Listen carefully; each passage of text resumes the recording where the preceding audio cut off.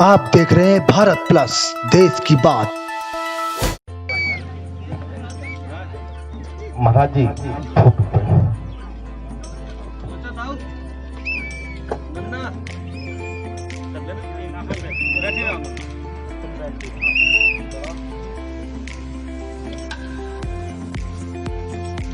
स्वर्गीय श्री हरिप्रसाद रछारिया जी को तिलक बंधन करके माल्यार्पण द्वारा उनका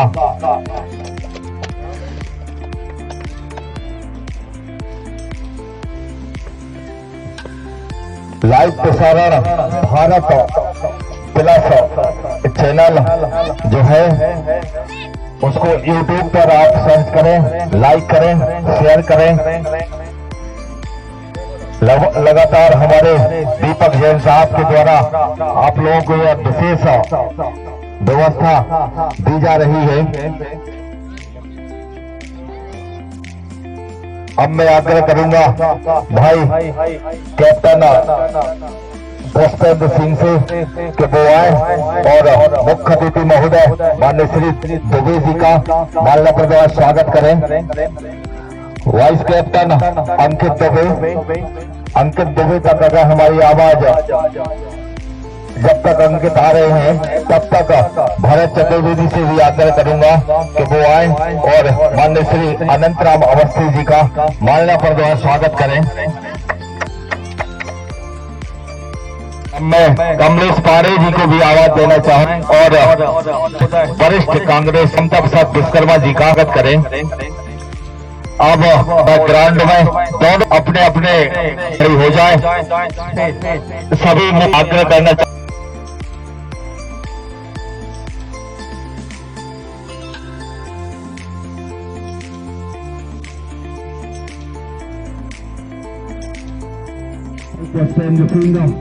भाई अंकित दवे, डॉक्टर राम अवतार दवे, इन सभी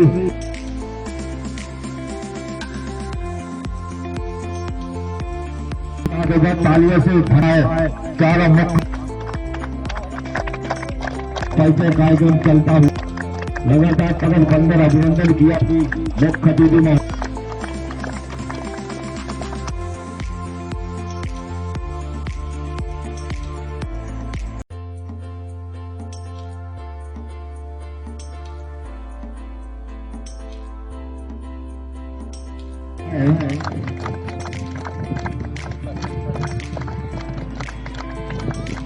देखना है मुख्य अतिथि महोदय द्वारा किसकी झोली में टॉस गिराया जाता है, किंग इलेवन पुलिस या आजाद करलब दौरान की परिचय प्रक्रिया चलती हुई मुख्य अतिथि महोदय द्वारा देवी ग्राउंड में जाती होगी।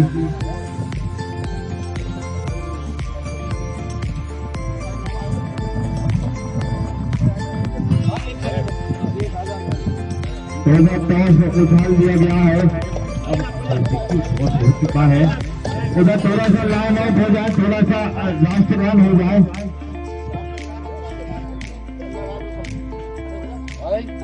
लास्ट रन के लिए भारत माता की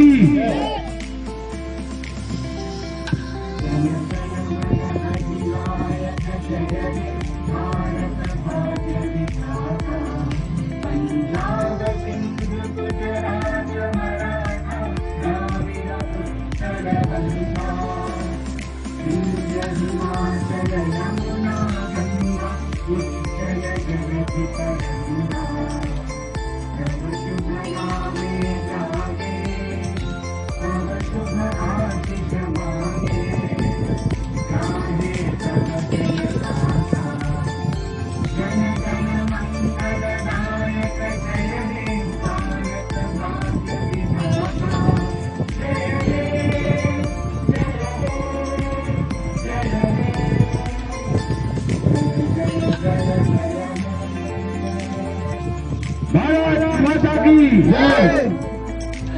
इन शब्दों के साथ उधर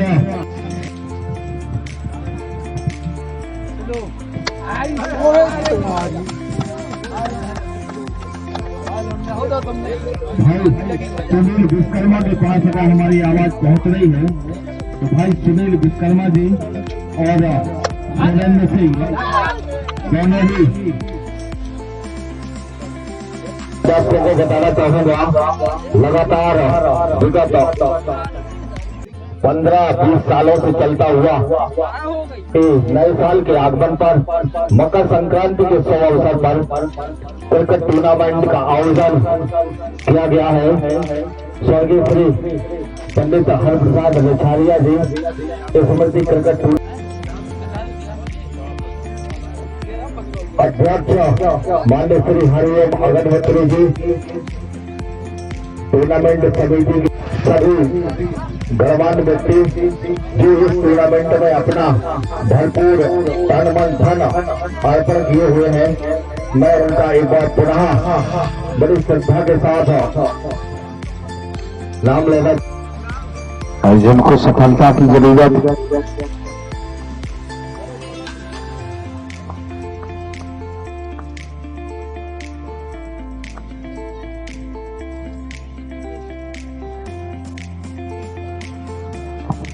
शानदार शॉट सीधे सीमा रेखा को चूरता हुआ निकल गया, जैसे बल्ले से निकला जय जय शॉट।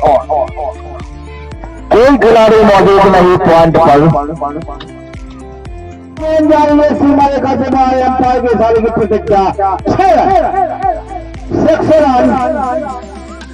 जैसे बल्ले से बैक टू बैक बाउंड्री, पहले चौका इसके बाद छक्का। इन 6 रनों की सहायता से टीम का कुल स्कोर पहुंच गया 20 रन। पटकी हुई गेंद देखा और कमर की ऊंचाई की गेंद थी, उसको लॉक कर दिया 6 रनों के लिए। गुड शॉट बाई जय। जय के बल्ले से निकला पहला खूबसूरत सिक्स।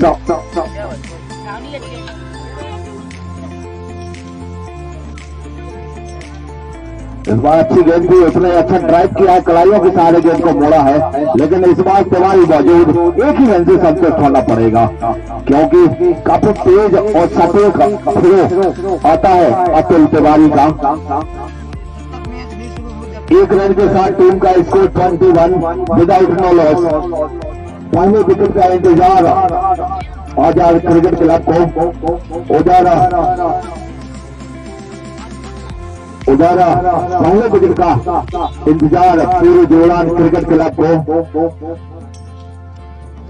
अटैक पर स्कूल एंड से अर्जुन यादव, पहली सफलता मिलती हुई अर्जुन यादव को राजेश के रूप में। आज राजेश पहले से ही बैट और बल्ले पर संपर्क नहीं बना पा रहे थे, नहीं था, और 6 रनों के लिए गेंद को लॉक किया था जय ने। 21 लॉस ऑफ 1 विकेट। खिलाड़ी उधर फील्ड प्लेसमेंट ऑन साइड पर 3 खिलाड़ी, ऑफ साइड पर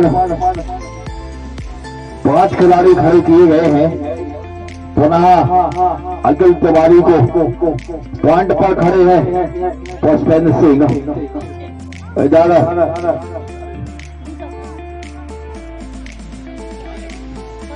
अच्छी गेंद, 1 रन के लिए दोनों खिलाड़ी निकले हैं। पहली एक्शन में अगर गेंद पीतम के हाथ में आ जाती तो निश्चित ही खतरा हो सकता था, लेकिन कोई दिक्कत नहीं, दोनों खिलाड़ी अपने अपने घर में सुरक्षित।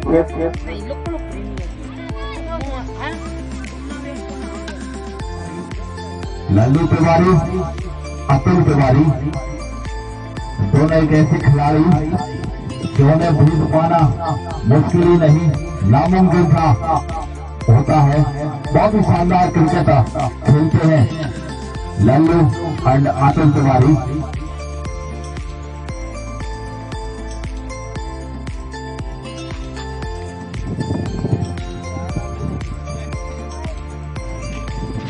अब नहीं आया तुम।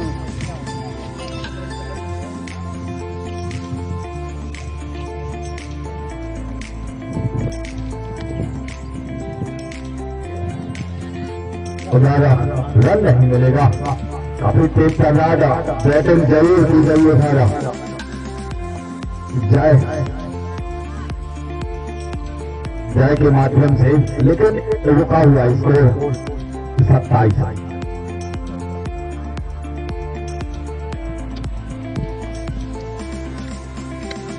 इस बार निकाला है गेंद सीधे सीमा रेखा से बाहर जाएगी 4 रनों के लिए। गुड शॉट भाई, मौके साथ थाना पे भारी बड़ा मलेरा जिनके बल्ले से पहला खूबसूरत शॉट 4 रनों के साथ, 4 रनों के साथ अपना खाता खोला और टीम का स्कोर पहुंचा दिया 31 लॉस ऑफ 2 विकेट।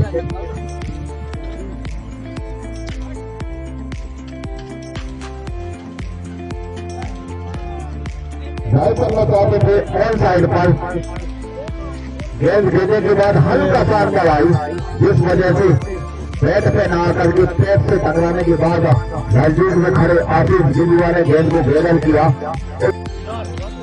हमें ऐसा लगा जैसे सूर्य भगवान की उपस्थिति ने हल्का सा उनकी आंखों को डिस्टर्ब किया हो। भारत प्लस नहीं तो शानदार फील्डिंग करते हैं पीता यादव।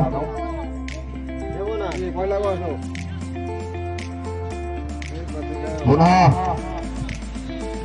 शॉट लगाना चाहते थे, गेंद और बल्ले का संपर्क नहीं हुआ, बाकी का काम किया पहलवान ने। और अब संजय मिश्रा के माध्यम से गेंद पुनः राजू आदिवासी के हाथों में।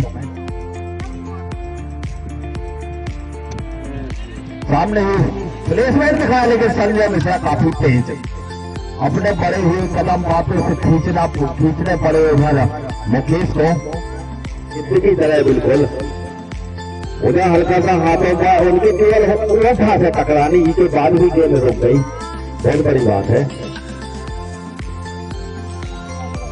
खतरा लेकिन नहीं, लेकिन जरूर थोड़ा अच्छा होता, बिना देखे हुए जरूर लगाया है।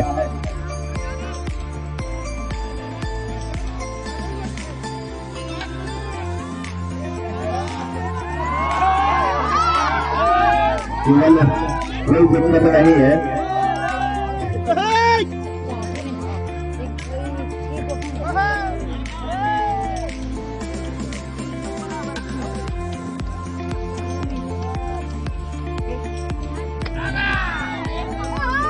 निकाला है प्रीतम की साथ लाते हैं, क्योंकि गेंद के बाद गेंद खराब आया है बीच के भैया। बाजू एक बार फिर से इसी के साथ ओवर की समाप्ति, 7 ओवर की समाप्ति का स्कोर है 41 रन, 2 विकेट के नुकसान पर कुंभ पुलिस।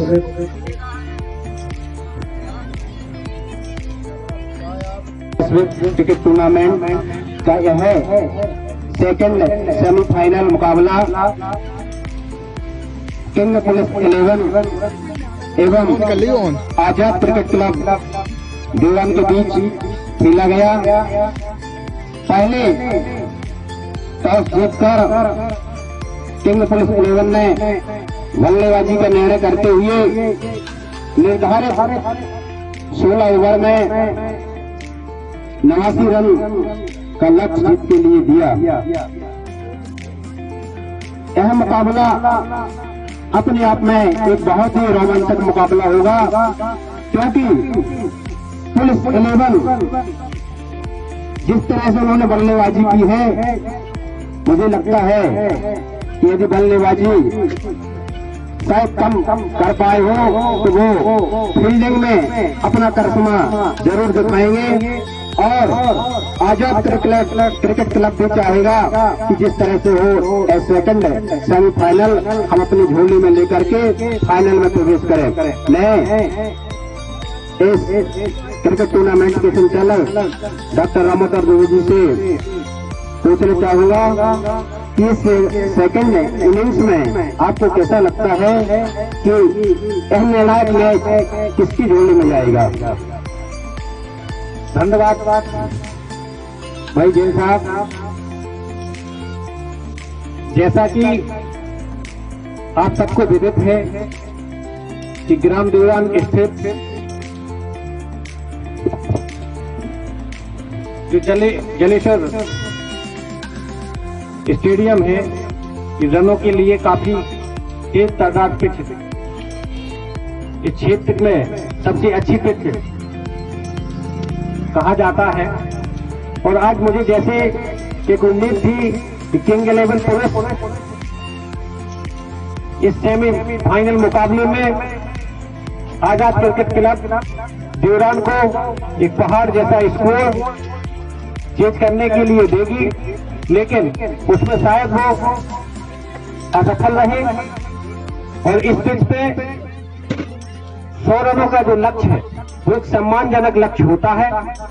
तो मुझे लगता है कि इस मैच में अगर किंग 11 पुलिस इस मैच को अगर अपने नाम करती है तो ये काफी प्रशंसनीय बात होगी। अदरवाइज रनों की अगर देखा जाए तो रनों के हिसाब से तो आज किंग 11 पुलिस में जो यहाँ दर्शकों को उम्मीद थी कि 120 या 130 जो बार बार यहाँ पर दर्शकों की आवाज आ रही थी, तो उसमें वो खड़े नहीं उतरे हैं। और एक 89 का जो लक्ष्य दिया है वो बहुत बड़ा लक्ष्य नहीं है आजाद क्रिकेट क्लब को, क्योंकि आजाद क्रिकेट क्लब का ये स्थानीय ग्राउंड है, वो रोज यहाँ अभ्यास मैच खेलते रहते हैं और उनके पास भी एक अच्छी बैटिंग लाइनअप है।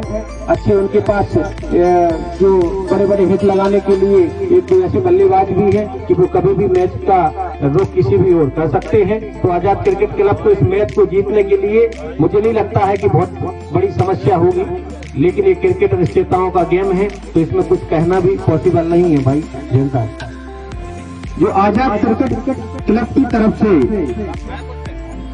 जो धारदार गेंदबाजी की गई वह एक प्रशंसनीय गेंदबाजी है, लेकिन